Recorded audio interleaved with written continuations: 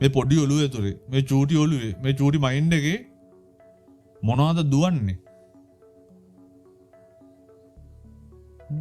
එයාගේ වයසේ ගෙවෙන්න ඕන මනසද එයා ඉන්නේ. එයා තනි වෙලාද? එයාට කවුරුත් ආදරේ නැහැ කියලා එයාට දැනෙනවද? එයා සමාජයට ගියාම එයාගේ චූටි චූටි සමාජවල ගියාම එයාගේ සමාජයේ වෙන සිදුවීම් මොනවද? මොන්ටිසෝරි යනවා කියලා හිතමුකෝ පහට අඩුවේ. මොන්ටිසෝරියේ ගියාම මොනවද වෙන්නේ? මොන්ටිසෝරියේ යාගේ මෙන්ටලිටි එකට ඩැමේජ් වෙන මොන හරි දෙයක් වෙලාද?